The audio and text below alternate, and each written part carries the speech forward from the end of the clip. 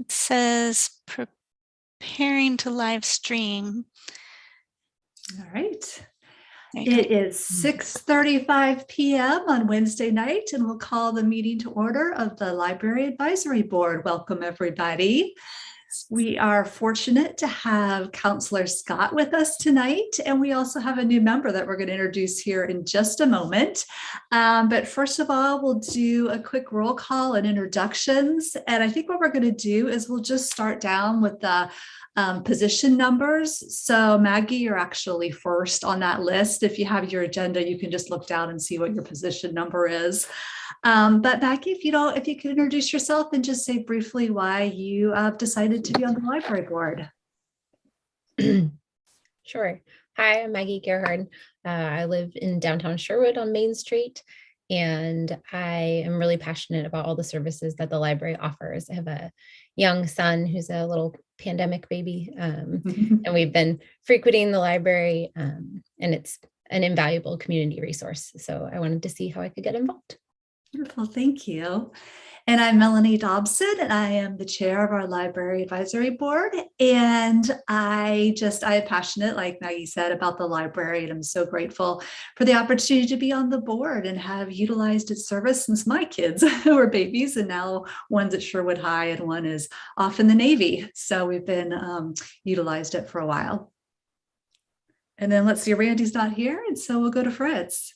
Okay. Hi, I'm Fritz Kalashewski, and I live out about 3.5 miles west of Sherwood. I'm the rural representative. I live out in a tree farm with my husband. We're both retired, and I'm really happy to be on this board, mainly because of representing people in the more of the outlying areas. But I'm a frequent visitor to the library, and I believe in everything about libraries. I've been always a big supporter, and I try to spend as much time as I can in a library wherever I go. Whenever I travel, I'm always going to the local library. Great, Steve. Hi, everyone. Steve. I think I've met most of you. Have been joining class with Melanie. I think it's been 2 years, maybe. I don't know, but longer than COVID. Yeah. But yeah, no, really happy to be part of the board and help out the library. Libraries are such, I'm always impressed with how much they do for the community. Sherwood Library in particular, the efforts around diversity, equity, inclusion are very close to my core values. So I'm just so happy to play a very small part in that, and thank them so much for doing that as part of Sherwood. And I got kiddos that use the library a lot too. Yeah. It's a common theme. Yeah. All right, Danny. I'm Danny Sticka. I grew up in the library. I used to spend my summers in the library. And then when we moved here to Sherwood, discovered the library here, and then my daughters have just grown up in the library. So it's just really important to me. And when I saw there was an opportunity to be involved with the library, I just jumped at the chance. So that's why I'm here. Thank you, Danny. And then Lily. Hi, I'm Lily Fairman. I'm a high school representative. I go to Sherwood High School, and I'm on the library board just because I grew up with the Sherwood Library, and just like Danny said, I jumped at the chance to contribute and help out. Thanks, Lily. And then we are so pleased to be able to introduce our newest member of the Library Advisory Board. This is Deb, if you haven't had the opportunity yet to meet her. And Deb, correct me if I say this wrong, but you are a former media buyer. Is that correct? I know you worked in advertising for a long time. I was more of a media planner, which means I recommended to my clients how to spend their money, not actually buying. But it's very similar, very similar. And I retired about 4.5 years ago. I lived in Michigan for about 32 years and came back to Oregon. I went to Sunset High School, came back to Oregon, moved to Sherwood, and I saw the posting for the opening, and I've always been a huge advocate for reading and books and libraries. And I thought, what the heck? I'm retired, I have time, and it sounds like something that I would enjoy doing. So there you go. Wonderful. Well, we're so glad to have you, Deb. Thank you for joining you. us. You are officially position number 9. So that's you moving forward. So thank you. And then Counselor Scott, did you want to do a brief introduction? Oh, you're muted. Yeah. There you go. Hi, sorry. Yeah, so I'm Doug Scott. I'm not the normal liaison to the library board. I normally am the city council liaison to the planning commission, but Renee had a conflict tonight, so I'm the backup. So I'm filling in. I think I've done this once or twice before, and it's always great to join you all. But happy to be here and talk to you. Nice. Well, we're glad to have you tonight. So welcome everybody, and if you're watching on YouTube, welcome. First off, are there any changes to the evening's agenda? May I pop in, Melanie, and introduce staff? Oh, yes. Thank Yeah, sorry. you. I'm Adrienne Doman-Calkins, library manager, and I'll pass it to Crystal. Good evening. I'm Crystal Garcia, and I'm the Adult Services Librarian too for the library. Wonderful. Welcome, everybody. you. Thank you, Adrienne. Yes, thank you. Welcome. And in terms of the agenda, in the management report section, I think there's quite a bit of time there, and I'd like to give a couple updates about some other things happening in that section. So it will fit in just fine. Digital periodicals and a new assessment that we could be looking at for later this fiscal year. Okay. And then do you want to move to the approval of minutes? Mm-hmm. Okay. So we've got January 19th. Does anybody need to see those on the screen? The January 19th draft minutes? I'm seeing a bunch of no's. No. Okay. Oh, all right. Can I have somebody that would like to move to approve the minutes? All right. Fritz has moved to approve them. And do we have a second? Second. All right. Thank you, Steve and Deb both. So thank you very much. All right. Then I think we can move on to the EDGE assessment report. And then you'd want to say all those in favor. Yeah. Oh, all in favor? Sorry, it's been a few months since I've done this. Do we have any nays? No. All right. We'll pass. We'll approve the minutes. Thank you. Yep. Thank you. Okay, so I could share updates about the WCCS intergovernmental agreements. And so I shared last time a draft. There were quite a few revisions. Oh, Councillor Scott, were you talking to us? I'm sorry, I see that you're talking, but you're muted. Maybe not. Okay, so intergovernmental agreements, the meeting that we had today, the cooperative agreement process, included the WCCS Executive Board, Kristen Schweitzer, Community Services Director for the City of Sherwood, my supervisor is our representative for Sherwood. She and I were both there. The different exec board reps were all there. And we looked at the last, I'm going to call it a final draft, but it's not really a final draft. It's a final draft for this stage. So we approved some last edits to it. I'll come back to that thought. And the next step is this is going to the County Board of Commissioners. And they've been seeing updates along the way, but this is the step I mentioned last time where they get to see this final draft that the CAP meetings have been accumulating or, ushering forward, and they can say, hopefully they'll say it's a work session. So they'll get a presentation, they'll discuss it, and hopefully they'll say, yes, you can go ahead and send this to the cities and nonprofits, the different members of the cooperative. And then from that point, our local city councils will also get to pour over it. Our legal counsel will have, let's see, that Board of Commissioners meeting is March 8th. The packet for that work session should be posted online about a week in advance. And I've shared a draft with, our city manager has seen drafts all throughout the process, but our city attorney and city manager have the drafts right now.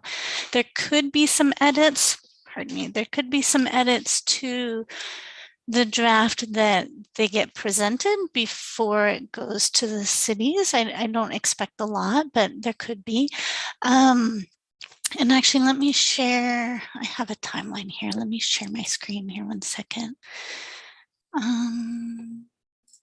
This one. Do you see that on your screen? Okay, so good. So we are at,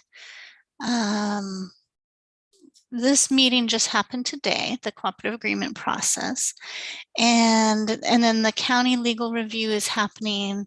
Lisa Tattersall, director of WCCLS, she will be submitting the documents February 23rd to be included in that packet for the Board of Commissioners work session.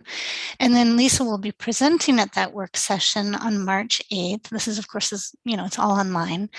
And then March 9th, we'll get a copy of that. So for example, if the commissioners say, hey, we like everything except this, pardon me, please update it. And then those edits would be included. And then March 9th, we get this next version of the draft. And then we've got through almost May for the different member libraries to be reviewing. I don't know yet what the process will be for us actually submitting any feedback. I don't know if we'll get to see everybody else's feedback or if it will funnel straight to Lisa and it's kind of more than they get to review it at their level, and then we see another version. So there could be another CAP meeting in this period. Right now, we're tentatively on a city council for Sherwood, a city council meeting, the first meeting of May, to hopefully authorize the city manager to sign the IGA, knowing that there's work to be done between now and then. And so Kristen Schweitzer and Keith Campbell, the city manager, and I have been talking about different options that we could do to keep council informed and answer questions in advance and as they come through and so on. I don't know yet. Keith and Kristen were going to meet some more, and I believe that they're planning to meet with the mayor and council president and have more of a discussion about what they would like. I don't know if there'll be a work session or some small groups. I did write a memo for council in case that's helpful. Which may have revisions and so on before it's shared. So there's some things in there I don't know yet about the local process, but I know our council has expressed a lot of interest in this IGA. As a reminder, the IGA is for 4 more years. And so we've been in a 1-year extension of the last IGA. This IGA is linked to the timeline for the library levy, the local option levy for countywide library services. That levy comprises about 20% of our budget. It's not the whole piece. The majority of the countywide funding that comes through from to WCCLS and to the member libraries is actually general fund money from the county. But the IGA is still linked to the levy process, even though the levy is, a smaller piece of that. I think that's all I wanted to say about that review period. And then what we should expect is all the different member libraries would be submitting their feedback. June 7th, it goes to the Board of Commissioners again, and that's the final. They will have seen any edits that got incorporated after the local reviews, and then they approve it to be signed, and then copies go out to all the member libraries and those get signed. So it's a joint IGA. It's the same IGA that we get, that Tigard gets, that Tualatin gets, Beaverton, Hillsborough, so on. It's not a custom IGA for each different community. And so we'll be signing all of those, and then that goes into effect July 1st for 4 more years. And I was going to bookmark the edits that got made today. I don't know. Oh, excuse me. I see that I have a chat here. Oh, sorry. That's all right. Thank you. So Councillor Scott, do you want me to repeat anything? I know I just talked a lot about council pieces, or if you have any questions at this point. And you're muted.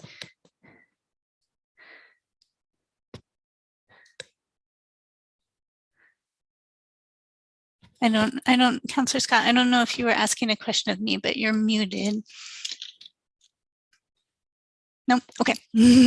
Okay, so let's see. I was going to say for the edits today, let me let me stop sharing that one. I wanted to share another thing. So there's the funding distribution to the libraries. There's one main funding allocation that's pre-calculated, and that funding distribution is included in the IGA. And then once taxes are actually collected and the county knows more about what those property taxes are, then sometimes the estimation is wrong and it's in the favor of having a little bit of extra money that came in. You know, like sometimes there are people who don't pay their taxes on time, right? So if more people pay their taxes on time, it's a little bit more. If the estimate comes in where there's more funds, then there could be what's called revenue contingent allocation. It used to be called Pool 2. So some of you who've been on the board for a while might remember us saying we have a Pool 2 or we don't have a Pool 2. The formula for how that Pool 2 is distributed to member libraries has changed a little bit over the years, and there was a proposal for a new funding distribution. In the most recent funding distribution prior to this was that it was take the total amount of funds, and then 50% of that was allocated equally to each member library by location. So if we have one location, Beaverton has 2 locations, so on. So there's 16 locations, 13 member libraries. And then 50% of it was the same formula distribution as our regular revenue, which also takes into account population size and a number of different metrics. So it was kind of meant to offset so that bigger libraries could have a little bit more. The funding proposal that came forward, which was actually coming forward from one of the smallest libraries, Banks Library, said, what if we did it this time? If this is all hypothetical, if there's funding for the revenue contingent allocation, formerly known as Pool 2, then what was approved today was it would be just 100% equally split amongst the 16 locations. So Beaverton would get, two allocations, Sherwood would get 1. So for example, if there was $150,000 in the pot and that were to be split evenly, then every member library would get at least $10,000, and then 3 of them would get $20,000. Does that make sense? I have a graphic I'd show you, but I don't, or a table. If it were $50,000, Sherwood would get $3,333. In the first example, I'll just go ahead and pop this on the screen. I might as well. In the first example, do you see that? Okay, so this is the, if there's $150,000 in Sherwood, we would get $10,000. With the old formula, we would have gotten 7,756. So we'd get an extra 2,244. If there was $50,000 in the pot, we'd get 3,333, which would be $748 more. So it's not a ton of money in the big picture. And some of you who work in big business, you're like, that's hardly anything. But what happens is it comes through. When it does, it has to be spent in a kind of a short amount of time. It can only be on something that's one-time funds. We try and pick something that makes a large impact for the public. In the past, we've done like Library of Things, or we've done new LED lighting, or we've done some different things for programming and things that will have long-term value for the library. So it does mean a lot for us. It would be a big boom, but again, it's all hypothetical. So I wanted you to know what that was all about. That was the only edit. So that IGA is going forward now. Any questions about the IGA or anything I just shared so far? No? Okay. I realized I skipped over my edge topic. I'm going to come back to Edge. I'm so sorry with the agenda. I just skipped over Edge and I was going straight to IGA stuff. But if you're all right with it, I'll just keep going with that and I'll flip-flop things. Sorry.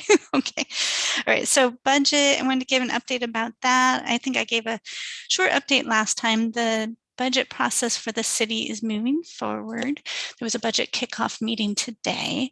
The departmental budgets, let's see, I want to make sure I say the right thing, are due end of March. And then the budget message that goes to the budget committee, all of that should be distributed mid-May, so May 20th. The budget committee meetings will be May 31st, June 1st, June 2nd. And so that's a little bit different as well. I think I mentioned that last time, that we're 3 meetings in a row instead of 3 each a week apart. The message that I'm getting about our budget is that, there is concern that costs are going up while we only have a 3% increase coming from WCCLS. As a reminder, this levy it was a renewal, not an increase. So the renewal had built in 3% increases. We're getting what we've expected to get, but we're not. It's not keeping pace with inflation or the cost of personnel services that just naturally go up with things like insurance and so on.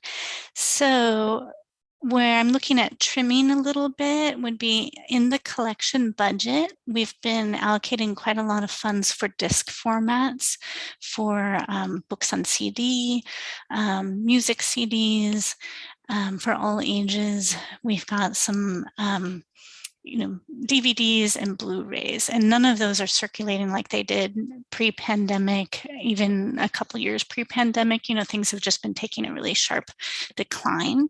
We've been watching it very closely, and so what I would have done if the budget would have allowed would be reallocate those funds, trim some from disc formats and reallocate to things that need a boost.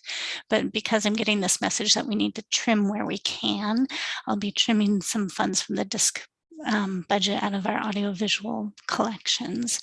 And I think that will be enough to do it. I haven't gotten in there and crunched the numbers quite yet. So I'll be, over the next month, I'll be doing that. I want to give you a heads up about that. And then I can move on to current and upcoming events. Any questions so far though? Yeah, Melanie? Do we have, I'm trying to find on Zoom, do we have like a hand raise like we did on the previous format? Oh yeah, sorry. So do you see at the bottom of your screen, there's a little smiley face and it says reactions.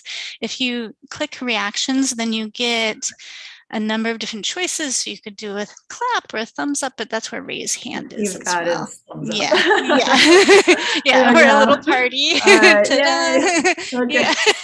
Oh, the cat, where's the cat? Oh, you have to, Lily, you're teaching me so much. Look at all of these if you click more. Lily, how do I take it down? It just naturally, it just stays up for a few seconds. Yeah. Okay.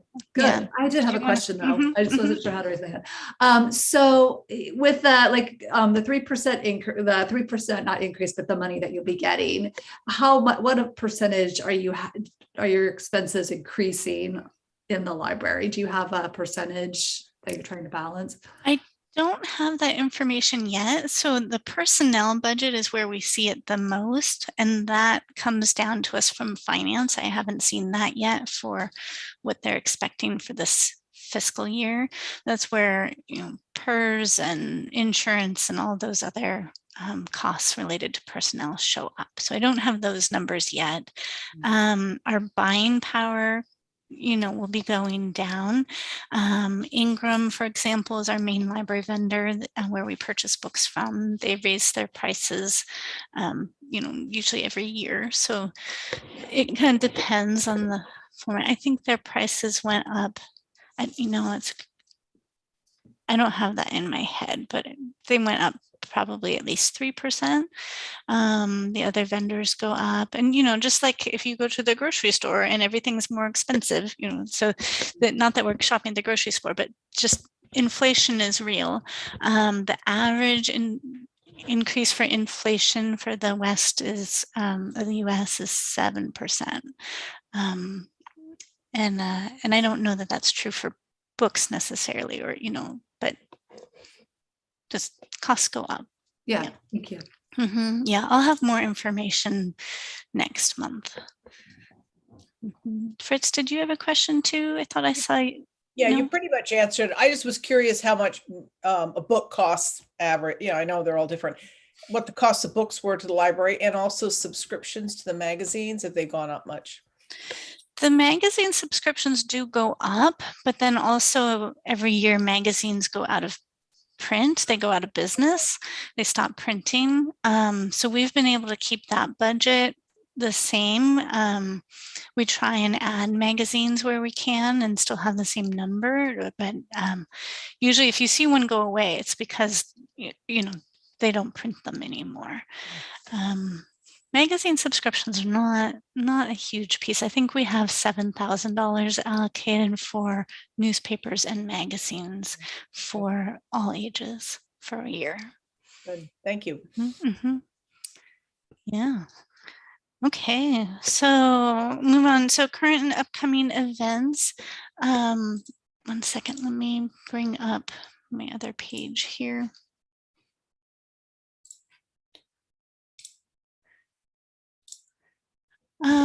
I wanted to mention that we've got, so our programs are still online this month, and I'll be talking about when we get to the part about strategic focusing updates and COVID and so on. I'll talk a little bit about what our plan is going forward. So we still have, you know, our book clubs and the story times. We've been doing a DIY craft shop to go. This is the last one of those for our season. And everything's going really well. We've been polling participants too to ask them, you know, are you ready to come back in person or not? We've been hearing a lot of people say not quite yet.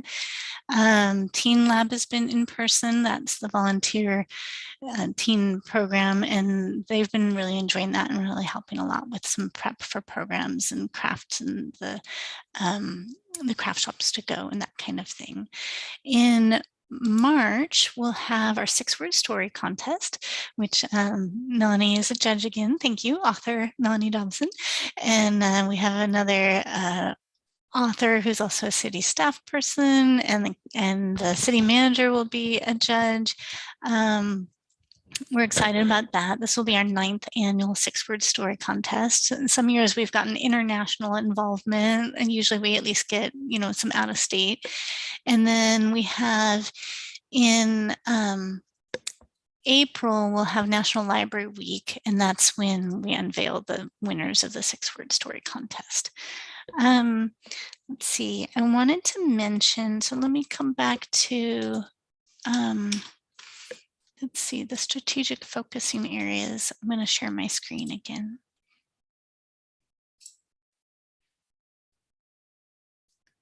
Do you see that? Not yet. Oh, because I didn't click share. There we go. You see that? Okay. All right. So we've made a lot of progress of planning to do things in this first column for the restore in-person services. So the restoring in-person services for the most underserved community members while balancing safety for our staff and patrons. I'm going to make this a little bigger here. Where we're at with programming is we are planning for the citizenship classes to come back in person. As a reminder, that's a series of classes. We did try that on Zoom. People came, it worked moderately well, but it was really a struggle to do that particular series online versus in person. So we're excited that that's coming back. That's coming back in April. And it goes through June. And then we have computer classes that will be starting in May. Oh, excuse me, Maggie, I see you have your hand up. Yeah, what has the attendance been in the past at the in-person citizenship classes? Do you know Let's see, in the past, I think we would usually have, gosh, I want to say between 4 and 8 people coming. It's not huge. And I think we're going to cap it at 8. Sometimes people come as like a pair, and sometimes they come with a family member who's also interpreting for them. It's not required to do every single one in the series, but it's helpful. So the idea is it builds skills for then taking the naturalization test. Not everybody, needs all the courses. And then we have the volunteers that run it. So Mission Citizen is who runs it. So then there's teens from that program doing it. I think there's something like around 12 people in the room or so doing it. Great, thank you. Yeah, and so the in-person computer classes will have an intro to Word and an intro to Excel. Those were pre-pandemic really popular classes. Those are, generally speaking, the people who take those classes have very limited computer knowledge, or maybe they're very comfortable with something like WordPerfect or using Google Docs or something, but they've not used Microsoft products, and they're now in a work environment where they need to know Microsoft or something. So it's kind of starting at the beginning with that particular product. Those we do in the library before we open, so it's nice, and it'll be easy to spread out, and we'll cap those at probably 6 people. That will be in May. And then also in May, we're going to be doing in person. We have 3 courses coming up in this new kind of practical skills series, the How to Everything. So there'll be one on car maintenance. There'll be an actual car with an actual mechanic. We're partnering, I think it's going to be with Les Schwab. I know that's who we reached out to first, and they were really excited. And then there's one that's going to be on nutrition, and there's going to be one that's job help, like interviewing and so on. And that one's with WorkSource. I don't think we have finalization on the nutrition one yet, but that I believe will be with, it's either going to be Providence or Kaiser, I think. And then story times. Let me make sure I say the right thing about story times. One moment. I have some notes here. Story times, we are planning for in-person story times in May, just 1 a week. We've been doing a virtual story time, family age story time once a week. This whole time during the pandemic, and we just invite that group of people to in person in May. And then when we get to June, we'll be launching our summer reading program that will go June, July, August. During the summer, we'll have live events. So we'll have story time in the park, live story times in at Stella Olson Park, that's bilingual. And then we have Tuesday programming that used to be at 2 o'clock. We're actually moving that to 11 o'clock because of the heat waves and the weather issues that we've been having the last few years. So those will be in person. That's when we have the performers and the musicians and so on. And then tentatively, we're thinking after that, that we would continue story time back inside, but it's harder to plan for fall where we don't really know what things will be like.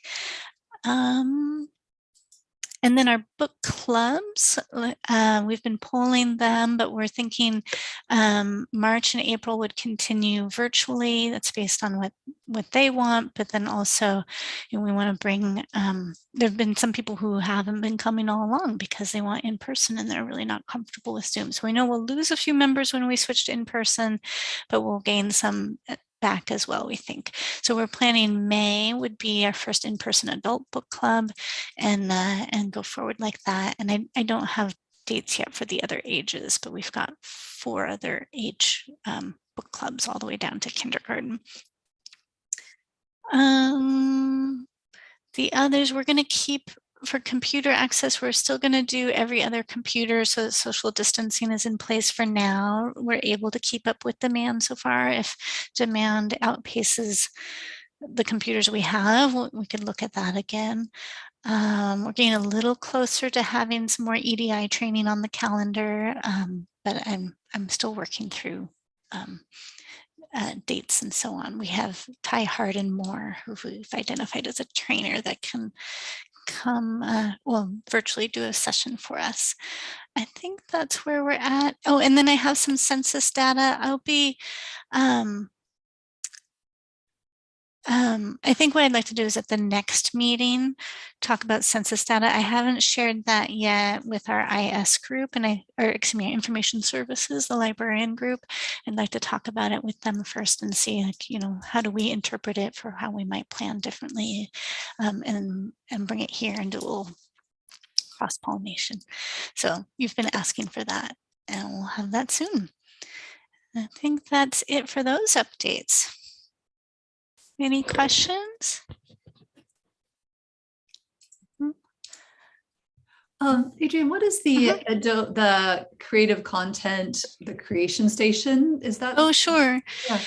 So that that's the one where we have the computers that are all out there right now are kind of your basic computer where they can handle word processing and web, and they can handle gaming, but they're not. They don't have the memory or the speed for really robust things. So we have, it's upstairs in IT now. There's a new computer that can handle more robust processing. The goal is to have Adobe Creative Cloud on it, which would allow for a number of different programs. I don't remember the names of them, but Photoshop, and there's a movie one, and there's one for editing sound, and there's one like for creating web pages and all those kinds of things. There's some licensing issues we've had to work through. Adobe has changed their licensing model that makes it difficult for public libraries to subscribe. So I'm hoping that we can still do it. There's a chance we might have to do something differently. And then with social distancing and everything, we're still trying to figure out exactly where we're going to put it. But the goal is to have that there as a special computer. It would still have web access and so on, but hopefully if someone just needs word processing, that kind of thing, they sit elsewhere so that computer is available for those unique things. Yeah. Any other questions? Okay. Sorry about flip-flopping on the agenda. I've got my times off. If I do, looking at where I'm at now, if I go do the edge assessment now and then go to management report, does that sound all right? Yeah. I think I took longer. We got a little behind schedule. I think you've got like 13 minutes or so to do the edge assessment. Okay, one moment. Let me get some documents up. So I put on the website for this particular meeting, I uploaded some documents there. So if you wanted to look at these later, they're there. But as a reminder, the edge assessment is something that helps us measure the effectiveness of our public-facing technology. And I think even more importantly, helps us plan how to do even better. And it was created with experts in the field about 10 years ago or so, a little less than that, got started. It was started at the University of Washington and Urban Library Council and Public Library Association and a number of others. I just think of it as like this think tank. These experts came together, thought, how can we measure the effectiveness of public-facing technology? Made kind of, it's basically like a questionnaire that we self-assess, and then it gives a score. And then from that score, you can look and say, well, how is that score derived? What's low? What's high? What specific things will help us raise that score? And it helps us to know, where do we need to focus efforts on? But then you have to take that information also with the knowledge of, well, what's our capacity? What, how much time do we have? How much money do we have? What do we know about our community? What do we know about our strategic planning? Where are we putting effort? What will actually be useful in our community? That kind of thing. So it helps, I think, lay groundwork for strategic planning as well. But it's just the technology piece. It's got a very broad scope though in terms of technology. It's not just like, do we have computers or do we have hotspots, but it's also, you know, what are we doing to make sure technology is available to as many people as possible in as many different formats as possible for different, you know, like if someone has a learning disability or low vision, or in our community, there's not a lot of broadband access, and, you know, what are we doing about that? And kind of really aspirational issues with technology as well. And I think of it as evening the playing field. So in Sherwood, even though it's a fairly affluent community, there are people who don't have access to these things. And if their peers do, but they don't, you know, how can we help fill in those gaps? So we've been doing the EDGE assessment since 2016, and we've been able to make some really good strides with it. Our score, we knew that our score was going to go down during the pandemic because there's so many things that were paused. So think of it as a snapshot. Our score went down because we weren't offering things like our technology classes, things like that. But then we added Chromebooks, we added hotspots, and those raised our score. So it actually did go up a little bit overall, which I was pleased with. And then it also, it tells you, right now, what I have on the screen right now is just our score out of the possible total, and there's these different categories. And then I'll scroll through this in a moment. And then I have some other reports that give comparisons to other libraries. So out of community value, we got 337 out of 454. Engaging community and decision makers, 204 out of 267. Organizational management, 233 out of 279. And I should say, like, nobody gets 100%. So we're at 774 out of 1,000. This is actually, we're actually in the 98th percentile for libraries that do EDGE assessment for our size community that we serve. Doesn't mean we're perfect. It just means, you know, like, of the people doing it, that's where we're at. And then there are things, you can see this later if you want on the website, if you want to know, well, what exactly are digital skills? And then this tells you, did we mark yes or no for this particular thing? So like, do we have classes or instruction for these things? And some of these, it's like as needed. If someone comes up and asks for one-on-one tech help, we provide that. We're able to do it in Spanish. We don't really get many requests for that, but we can do it. We advertise that we do it, and so on. So this is all there if you want to look at it. I'm going to go back. And then I wanted to show you comparing to Oregon libraries.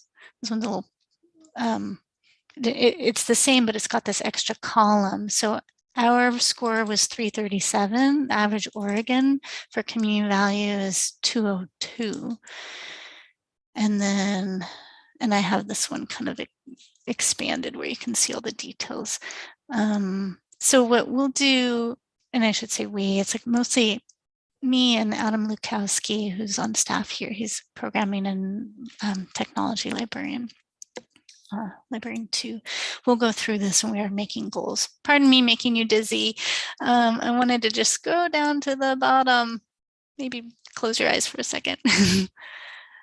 This is, there we go. So average Oregon libraries is 466 and we're 774.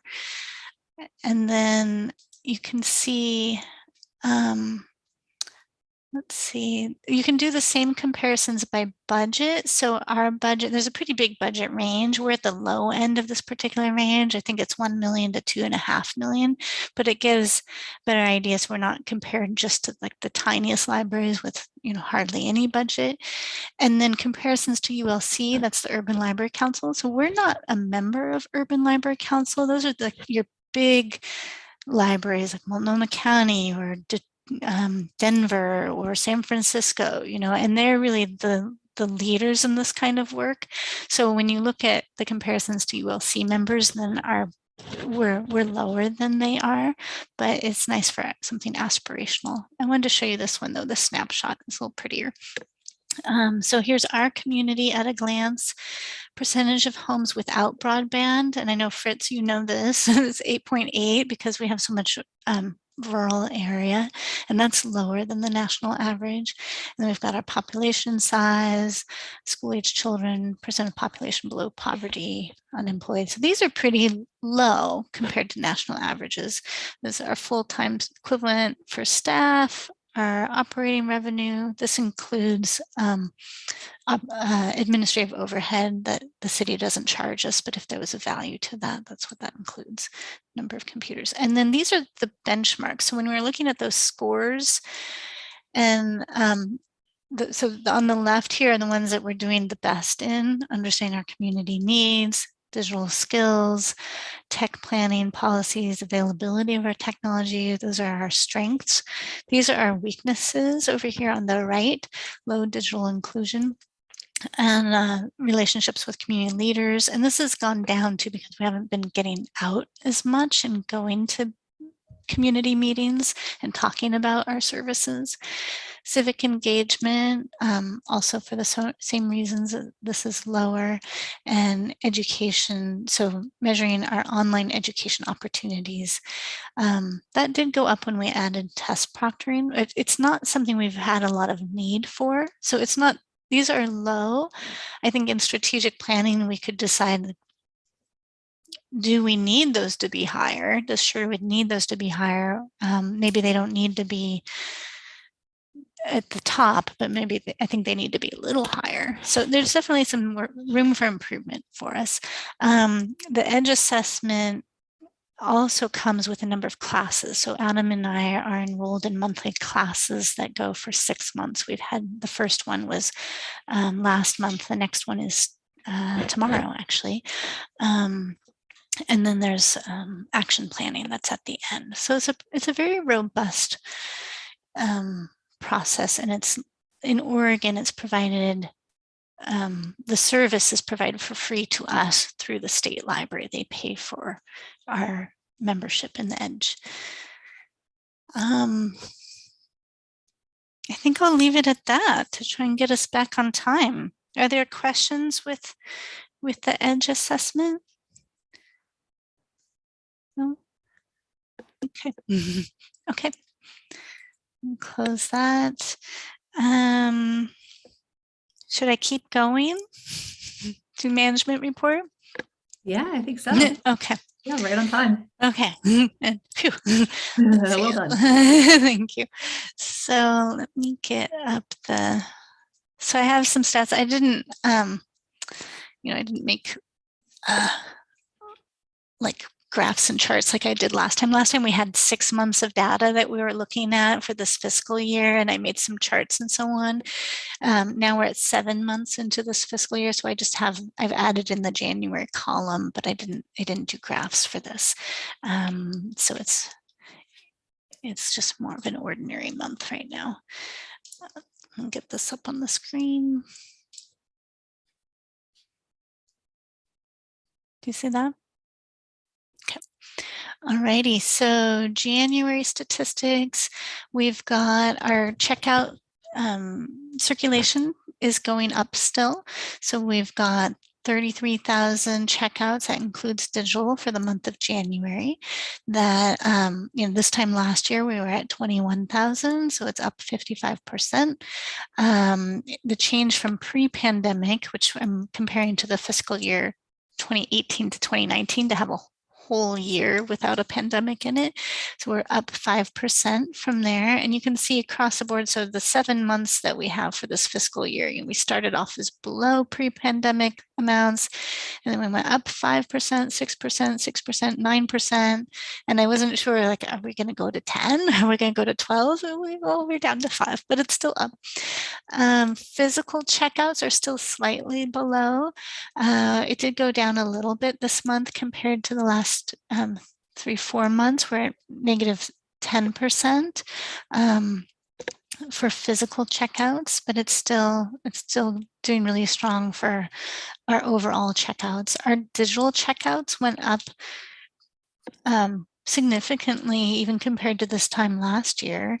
So those now comprise almost 27% of our total checkouts. It's up 4.5% compared to last year. And it's double what it was pre-pandemic. So that's stayed really strong, that we're seeing that even though we're open our full hours, everybody has full access to the print collection, the digital is just the new thing. Yeah. Melanie. Yeah, does digital include audio books as well? Yes. Yeah. So this would be anything through Libby or Overdrive is what that is. So whether it's audio or print, it doesn't include Canopy streaming videos or anything else through wcsauce.org. There's many other electronic resources, but it's just the books. I don't know what that little thing is there. And then, pardon me, in terms of what people are placing on hold, or the quantity people are placing on hold, that's staying about the same too. So we're about 5,000 of the items that we own went out to other libraries on holds, and then we borrowed from other libraries in the cooperative almost 7,000 items. So we're a net borrower, not a net lender. About 27% of our total physical checkouts were holds. Did I see a hand? No? No, okay. And then we added nearly 400 items in January. Our collection size is over 53,000. We are withdrawing items. I think some of you are new and maybe haven't heard me say this yet. Last year and the year before, during the the crux of COVID, we weren't in the library a lot. We were spending so much time doing curbside. We weren't getting into we were still buying books and adding books, but we weren't able to spend a lot of time going through and pulling things that had gotten old or worn out or no longer current or accurate or popular, and taking those out of the collection through our normal churning to make room for new things. And so we're catching up because the shelves are so full, and we know more now about how people are using the collection. So that's why you see normally these numbers are pretty close to the same. Our collection typically is closer to 50,000. And then public computer use, we had 452 uses. It's still about half of what it was pre-pandemic. We also have half of our computers out. We're still, I believe we're still seeing half our door count. Our door count is down right now, so I don't have those numbers for you. I did add in here, this is a running total for to date.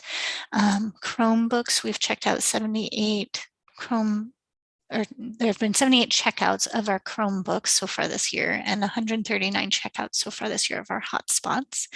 We are planning to buy more hotspots this fiscal year, and I think we may get some more Chromebooks next fiscal year. That's part of our library of things. We do just a tiny bit of test proctoring, but a very meaningful amount. We have people coming in from all over the region who are doing either tests for different kinds of jobs or for school, and they need to have it proctored, and we're able to provide that. Door count, I mentioned, that's not working right now. We have some tech issues going on with those, and so I hope to have those back. But where we were last month, it was down about half of our pre-pandemic numbers. So I would guess our door count, it's felt about as busy as it was last month, maybe even a little busier. I would guess we're right around 9 or 10,000. Programs, we had 24 programs last month. We had 762 participants. And I'm sorry, I'm just giving you a sea of numbers. And monthly library accounts, we now have 14,395. 3,000 of those were active this month. And we added 92 new library cards. So these 92 is pretty close to where we were pre-pandemic. We used to be averaging about 100 a month. And for reference and readers advisory, we had 333 interactions with patrons where we're providing reference or readers advisory. And that's what I have for that. I had some other updates on other topics to share during this time slot, but that's what I have for statistics. So any questions, or do you want me to scroll up, see anything else again? Okay. Is it helpful? Yep. Okay, good. Thank you.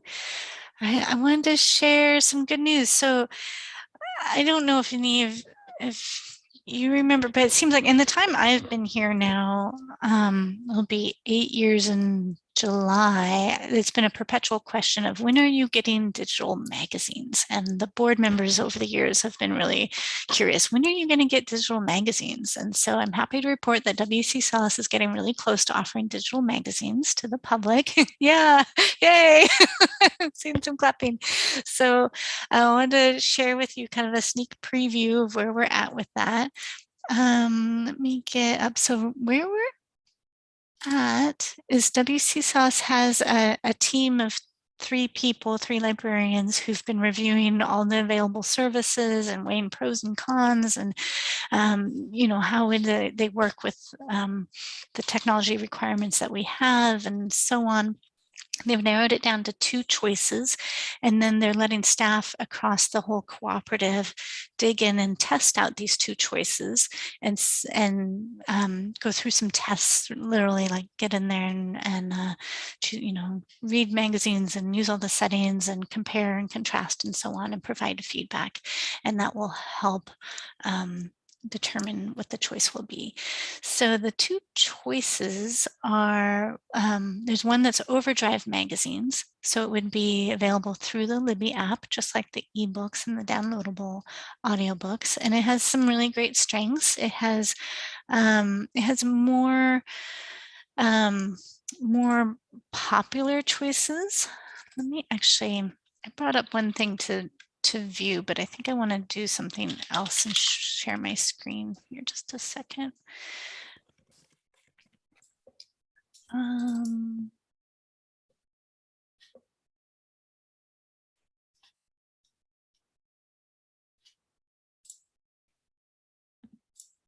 Here we go. That should come up in just a moment. You can see that I have a chat message in my Teams and 200 activity alerts. Anyway, can you see that? Okay, so digital periodicals supplement the physical collections. We would still have print magazines, of course, and the platforms have gotten a lot better over the years. So the first choice that we're looking at is Overdrive Magazines.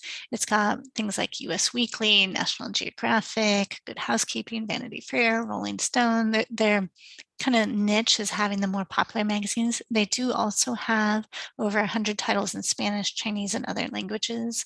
Japanese, Italian, German, French, and more, rolling 3 years of back issues wherever available. And then the other contender is Press Reader. So this would be not in the Libby app. It would be a separate, you know, interface app or excuse me, my chair keeps rubbing, or web view, you know, either of these could be on the web. Their niche is stronger with languages than Libby is. And they have some crossover with the magazine titles such as US Weekly, Highlights, Popular Mechanics, Bloomberg Business Week, and also daily newspapers such as USA Today, The Guardian, China Daily, and so on. And then they have instant translation between 20 languages and navigation available in 14 different languages. So I think this one, my understanding is it's much stronger for, you know, for world languages. And it has a read to me option in any publications language. So I think I'm just scrolling through. So we're seeking a product that's, you know, going to be equitable, that's reliable, has a wide selection of content, provides a great reading experience, also that it's accessible for vision impaired and for audio, those sorts of things. There'll be, and this is what's already been done, excuse me. They already have determined, you know, that these are really good quality services. I think I can go ahead and stop sharing that part. And so, but they want as many people on staff to experience it, you know, as possible to kind of get some user testing. So hopefully in the next couple months, I know more and can share with you which one is getting chosen. And I know that the plan is for it to be to the public soon, but no dates yet. So that's exciting. And then I could share one other well, actually, are there any questions about the digital magazines or any? Do you want me to know any thoughts that you may have about digital magazines? Are the digital magazines, is that something that patrons can access at home through the Sherwood Library website, or do they have to have the separate app to be able to use that? So it would be through the WCCLS website, or like say if we did the Libby magazines, and if you already have the Libby app and you already have your WCCLS library card hooked up to the Libby app, then when this is turned on, I don't know exactly what the screen would look like in the app, but it would be the same app. You would just find magazines there, just like you would ebooks or audiobooks. And then if we ended up going with Press Reader, you can start at wccls.org and then navigate to Press Reader, and there would be instructions for installing the app and how to attach your library card. I believe both of them you would be able to do on a desktop screen or laptop screen also, not just use the app. A lot of people prefer magazines on a tablet because it's it's a better size than a phone or a small device, but you can also still have kind of like that flipping the page kind of feel like a magazine. Any other comments about digital magazines? Anybody thinking they would read them if we had them? I've seen I think 3 nods. Yeah. Good. Okay. Let's see. And then I wanted to let you know, so I'm thinking Steve and Melanie, you might remember this. Pre-pandemic, we did the public library division assessment. Let me make sure I'm saying the right thing here. Public library standards. Does that sound familiar? It was a very cumbersome assessment in the, coming out of the Oregon Library Association. And so different than the EDGE assessment, this is the broad range of all services that a library could provide. And for a while, last time we did this assessment, I was actually on the committee for it. I'm no longer on that committee, but I've been following their work. It's had some updates since we last did it. So this is something typically the board would go through, where I would, as staff, I would do a first run through the report and say, here's what I'm seeing that, we can check yes for these things, no for those things. It's not as high tech as the EDGE assessment. It doesn't just pop out a score for us. It's not an interactive web page where I go click, click, click, click, click. It's a little bit more, it's a Word document, and it takes longer to go through and answer it and score it and make a report for it. But once we have that, it's really valuable. And in the past, it helps us to similarly pick to know what our strengths are and see where our weaknesses are and help us choose where we should be focusing. So I'll just share the table of contents for this so you kind of know what I'm talking about. So I wanted to tell you that that's available, and that I recommend that we do this calendar year at least. I think this fiscal year would be nice. I think it would be good to do this before we do our strategic planning so that we've got it. I'm just trying to be realistic about all the other things going on. So I don't want to promise I'm going to bring it next month, but maybe in the next couple months. So do you see that on your screen? Okay, so we've got different things: governance standards, staff standards. Some of these are things that would fall under the city. Not all libraries are a department of a city, of course. Material standards, we've always been really high with that. Services and program standards, technology standards. Much of this is plucked right out of the EDGE assessment. Community engagement and advocacy standards, and facility standards. So 42 pages of stuff to answer and measure and report on.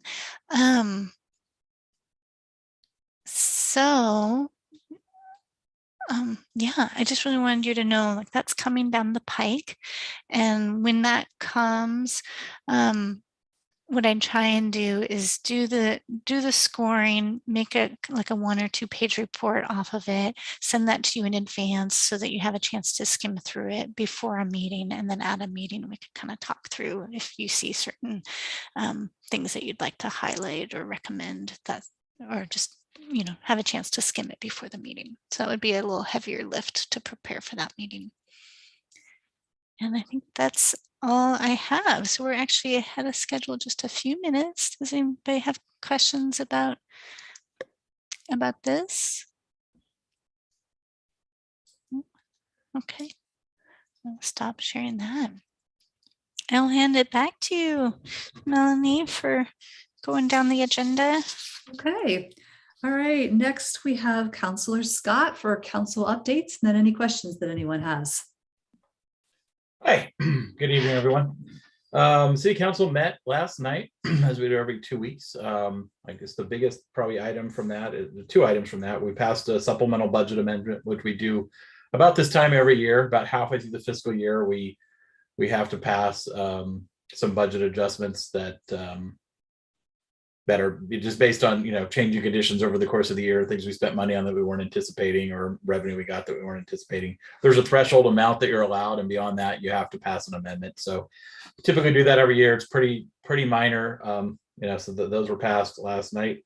And then of course the budget committee meeting will be ramping, committee meetings will be ramping up here in the next couple of months as we look ahead toward fiscal year 23.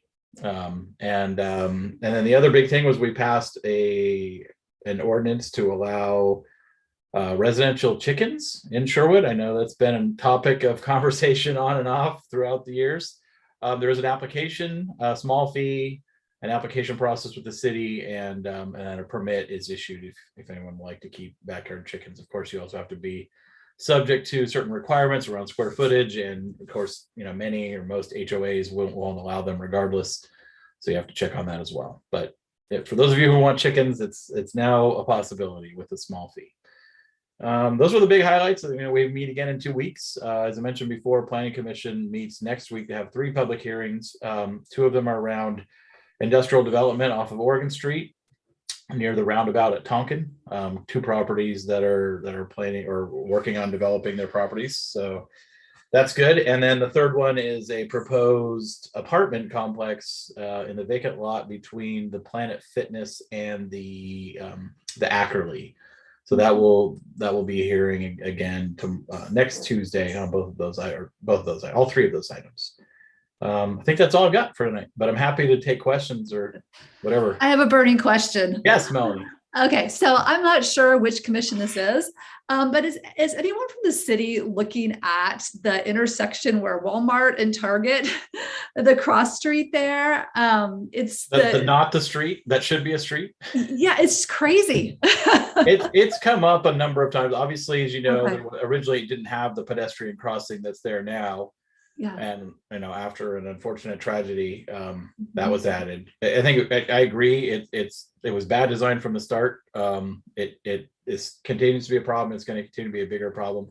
I think there's a couple of avenues for that. There is a traffic safety committee that operates under the purview of the police advisory board, and there's certainly something that can be brought to them, has been brought to them. But I also would say city council, talks about this on and off at times as well. I think the challenges are because Tualatin Sherwood Road is a county facility there's that gets, because of the nearness of the 2, that becomes part of any plan to make any changes. It has to also involve the county, which gets more complex. And also obviously they're currently working on the long overdue Tualatin Road widening project. So there isn't any definitive plans long term, but I agree with you that it is something that needs to continue to get attention and looked at. And of course, then budget always becomes an issue.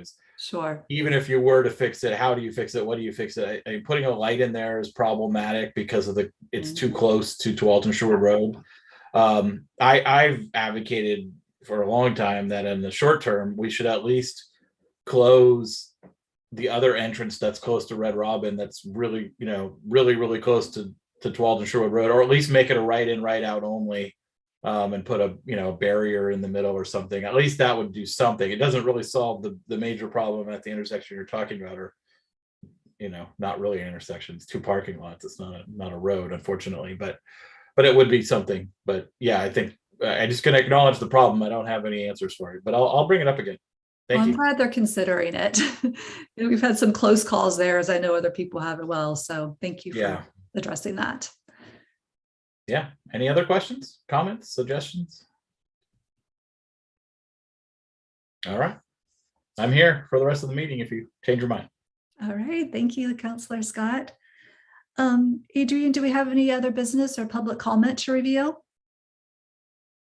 No public comment. I don't have any other business. I see Fritz has her hand up. Great. Okay, I just have a question.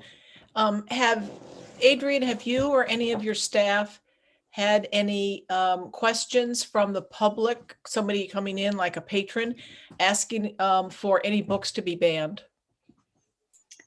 No. Okay. All right. Yeah. Any other questions? Actually, Adrian, go ahead, Steve. Yeah, on that same topic, if we have any books banned at our local public schools, would it be possible to feature those at the library? That's a good question. I mean, I would. Upon review. Yeah. I mean, I would say if the public library has a title, there's a good chance we have the same title as well. If it's banned at that library, I mean, I would hope that we'd be notified as a courtesy. I'm sure it'd be in the news too, but it'd be nice to know what that book is and why was it banned and what's the solution. It's a big process for a book to be banned, so I would think we would hear about it even before a decision is made, right? And then we would just follow, I think, our normal guidelines about whether we display books or not. We have such a relatively small library. I mean, it seems quite spacious. The ceilings are so high, it feels really big, but it's basically one big space, right? We don't have a children's room that you walk way over there and the adults don't really go that way. To get to the children's room, you walk right by the adult new books and then there's a children's and it's open. And so let's say if it were a teen book that was banned, a lot of times our displays have to be all ages displays. We wouldn't necessarily have it on display. It all depends. I wouldn't want to make a political statement. We try really hard not to get involved in political statements that way. But if it's popular or if it's new and we happen to have it on display for those reasons, but not because it's being banned. All of that said, I would think if there was a news article saying this book is being banned, it's not going to be on the shelf. It's going to be checked out. Sure. Someone's going to place it on hold. It's not going to get banned. It'll get popular. Yeah. Right. It'll probably have, dozens and dozens of holds on it, and it won't be on a library shelf for a year because it'll just be out there circulating. That's what happened with the Dr. Seuss books when that happened. Yeah. None of them were here. Yeah. Okay. No, I was just making that because there's some public comment at school board meetings to that effect. So I was just wondering. Oh, really? Yeah. For a Sherwood school board? Correct. Oh, I didn't hear that. Do you think I should know anything about books? I can keep track of it. Yeah, I'll let you know if I hear. I don't remember which in particular. Actually, they're not citing titles, but they're just citing content that's been. I don't know if Lily knows more about it than I do, but I just sort of came up in a few conversations of books that they're covering in the school, and there's people voicing concern over it. Interesting. That's why, Adrian, that article that I left for you yesterday, I don't know if you ever had time to read it because it's a link. I'm sorry, but No, that's okay. No, it just it talks all about banning books and the relationship between school libraries and public libraries. It's a major topic. I did attend a webinar I think it was like about 2 months ago. That was a national webinar about book banning and kind of our role. And as a public library, it's really different than a school library too, that we have a duty to provide public access. And if we ban a book and are to be reactive, or like because we're afraid of, someone complaining, we could actually be jeopardizing the city because we're illegally reducing access. So it's like we're in the middle. Fritz, did you have more questions? I see your hand still up. Oh, no. Or is that no? I don't know how Okay. to That's all right. I think if you yeah, click go ahead. reactions and Okay. I know a follow-up about that. yeah. The last time, this is somewhat related, I guess, kind of the flip side. The last time I was here, I remember there being conversations. I don't remember if it was happening at the local level or maybe at the county-wide level about, removing or banning certain books from, like, the county or the local, the library service removing or banning certain books that may be offensive to people or something. Can you give me an update on that? I believe you were at a meeting where we were talking about the collection development policy and updating that, and we haven't updated that yet. So that's still in the hopper. I need to come back to that. Yeah. So the way our collection development policy is right now, it's still, in my opinion, it's still really good, strong policy, and it was updated in 2019, I think, or 2018. And we do speak to what would happen if someone complains. In a nutshell, if someone, let's say they call or they email or they come up to the front desk and they say, I have a complaint, I don't think you should have this item in the collection. The staff person that they speak to can answer some of the concerns. And, our role at that point is really to listen, to gather information. And if I'm not the one that they're speaking to at that point, then the next step would be for me to have that conversation.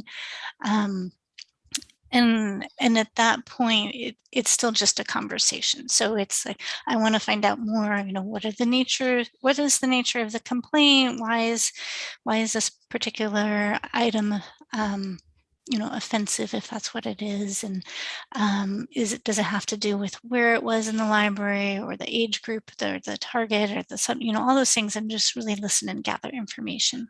And then also to share, here's our approach at a public library, here's why it's different than a school library or a private library. And that all makes sense to me, but Yeah. what I was remembering the conversation was there being like some effort to actually come up with a list of books that would no longer be kept as part of the collection because they were hate speech or something like that. There was no list. So our collection development policy doesn't call out as specifically as it could not adding a book to the collection because it includes hate speech. I think that's the part that you're remembering, the phrase hate speech. So right now we have, there's a list in there, like we add books for these reasons to the collection, to meet community needs and provide a robust collection. And these are the sorts of things that we would not add. And it doesn't specifically say in there, like if something is really targeting as hate language, and that's really the point of the book, let's say, that we wouldn't add it to the collection. There's certainly things, in the collection now that I'm sure have I slurs think and so on. I remember thinking, my reservation when hearing that is hate speech is in the eye of the beholder. And like you said, it gets political pretty quickly and pretty fast. So to me, that rate, it's the same, the same issue we're talking about here, right? If the school is banning books and we're saying we're not going to have these books in our collection because somebody's defined them as hate speech, I think that's a slippery slope, and it concerns me that, like, I understand like there's truly vile stuff. I get it. Like I'm not advocating we should have everything in our collection, but I do worry about the cascading effects of something like that. Then it becomes like who controls, like who defines what's hate speech or what's not, right? And obviously we see that in the political discourse all the time nowadays. So that's my only thought, but I won't belabor the point. No, appreciate the update. Yeah. Can I ask a clarifying question? So are you saying like that it would be used against us, basically? Like we maybe have talked about adding more clarifying language to the collection development policy to create a more, I don't know, equitable collection. But if someone were to say, hey, this book that maybe, let's as an example, let's say there's two women, protagonists, and it's talking about their relationship and romantic relationship, and someone could say, hey, this is hate speech because they're talking about not being heterosexual or something, and it's hate speech against heterosexuality. I mean, I'm just like throwing out. I'm just against banning of any kind. Like I'm all about put the information as out there. Let people, I don't want. I think once you start going down the road of saying that, we're defining this as bad or that is bad or this is hate speech or that is hate speech, I think that becomes a really political really quickly, and I think it also becomes a slippery slope down that I personally don't think we should go down, right? I mean, it's a public library, there's a broad range of people that want to access a broad range of things. You know what? If something offends you, don't check it out. Like, no one's forcing you to read it. Like, that's my opinion. I can't walk through life and be offended because I happen to see a book on a shelf with 8,000 other books and be like, oh my God, that's offensive. Like, don't read it. Like, that's my opinion, but that's all. Appreciate that. Thank you. Maggie, I see your hand is up. Yeah, one of the programs you guys that I was really excited about pre-pandemic, so it's been a minute, was a speaker who was going to be coming in, and she was talking about racial justice. And one of the classes I was hoping we might be looking forward to seeing in the library coming up would be centered around DE&I topics for the general public. So I just wanted to know if you guys have some sort of program on the docket of either speakers or programs you'd be offering that might be specifically targeting diversity, equity, and inclusion for everyone to attend. That's a good question. Thank you. I don't think we have anything specific, like say a lecture or something like that for an adult audience or all ages. We had last summer, we had a social justice virtual camp that was done in partnership with the Rotary Club of Sherwood and their Peace Committee. And then we had a social justice storytime series the spring before that, so about a year ago, if I'm remembering the dates correctly. And then this last fall, we didn't have a speaker, but we did the Community Reads Understanding Race, and we had a title that was for adults, and we had a title that was for youth. And we had 2 facilitated book discussions for each of those 2 titles, so 4 events. I think that was in November. Crystal was one of the grant writers and facilitators for that. We've talked about repeating a community reads, but on a different topic, that it would be not understanding race, but maybe something that has some overlapping themes. But we don't have plans right now, and that was a grant, and so we need to get funding for that as well. We have some staff trainings coming up that will probably give us some really good ideas for what we could do for the public. And we have actually the Oregon Humanities. They have a number of speakers that can come, but right now we're doing a series that's dovetailing in with what the Senior Center is doing, and Crystal actually is facilitating, or not facilitating, but coordinating this. So we have Crystal, do you remember? It's like a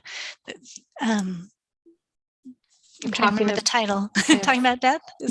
Talking about dying. Talking about dying. Mm-hmm. Are there 2, or is it just that one? No, it's just that one. That one. Mm-hmm. Do you want to speak? Do you have any Oregon Humanities things on your radar for later this year? I don't have anything yet for later this year. I will say that the slate of speakers and programs that they have coming up is centered around, or appears to be centered around, diversity, equity, and inclusion. So there are opportunities to bring in speakers to facilitate those types of conversations for us if there's interest in that. Mm-hmm. Mm-hmm. Good. Thank you, Crystal. Mm-hmm. Yeah. Good question. Right. Anything else? Adrian, are we going to continue to meet via Zoom for months ahead, or do we have a date when we'll start meeting again in person? So I don't have a date. I asked today about that. I don't have an update. So as we know, the mask mandate would be lifted end of March. I don't know when City Council will move to in-person, but last time we had the mask mandate lifted briefly, Library Advisory Board and all the other boards and commissions were poised to also come back in person after council you had one meeting in person, right? That one meeting in July. Yeah, and I missed it. Oh, did you? It was the court, the Robin Hood Court was there. I was out of town. The plan is we would go back to in-person, as soon as it's practical after the mask mandate is lifted. So if I'm hearing that's March, whether it's beginning of March, end of March. So let's just tentatively say maybe our first council meeting in April would be in person again. Okay. Thank you very much. Yeah, so I think if we plan on, probably this meeting would be on Zoom for at least March. I mean, obviously I'll let everybody know as soon as I know, and then maybe we're back, maybe we're in person in April. All right. Sounds good. All right. I think Lily has a question. Oh, yeah. Yeah, I was wondering, once we go back in person and the mask mandate's lifted, we could still wear masks, voluntarily at the meetings, right? Yeah, absolutely. Yeah. Of course. Masks optional is how we phrase it here. Yeah. I like that. The virtual environment does give some flexibility, though. Is there any thought to having a mixed meeting, like we're in-person meeting, but there's the option to attend virtually? I don't know if the tech is available for that. I think the technology challenges of that are, I think, a struggle. I mean, I've talked about that with Brad and staff and others. I think it's certain. The technology exists. That's not the problem. I don't want to put a tech burden or a cost burden. If it was easy to do, it's convenient. But no, if it's difficult to do, then I revoke the suggestion. I don't know if you've ever, I've been having some hybrid meetings like that at my work, where we've had some people in person, a group in person, and then some people online. It's also very socially disjointing, compared to either all one or all the other. It's challenging when there's some people that are on the, in my opinion, but that's been my experience. But I don't think that's probably going to be an option for the board, I guess I would say, the short answer. Thank you. All right, our next meeting then will be Wednesday, March 16th at 6:30 p.m. Is that correct, Adrian? All right. All right, well, if there's no other business, we will adjourn the meeting at 1 minute after 8:01. Yes. Thank you, everyone. Thanks for letting me join. Yes, thanks for being here, Councillor Scott. Nice to see everyone. Yep. Thank